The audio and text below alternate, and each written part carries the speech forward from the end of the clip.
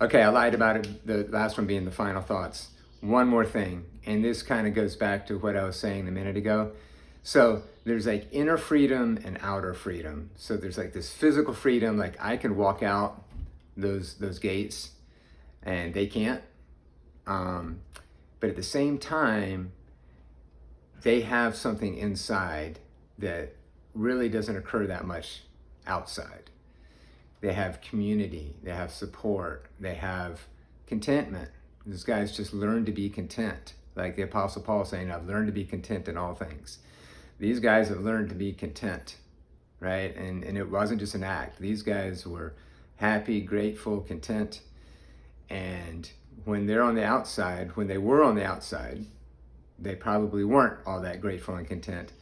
That's why they kind of did what they did, or maybe they got involved with drugs or whatever because they were unhappy.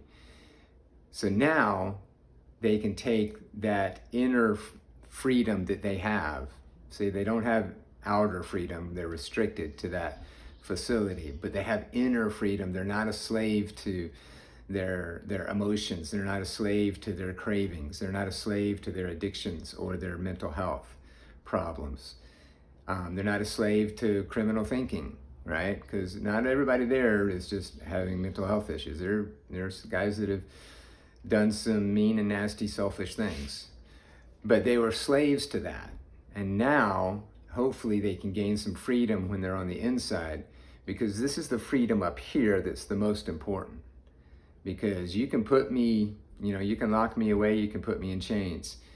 But my thoughts and my feelings, only I can control that, right? So I need to experience and nurture the inner freedom that I have while I'm out here being externally free. I need to be making sure that I'm internally free as well. Hope that communicates.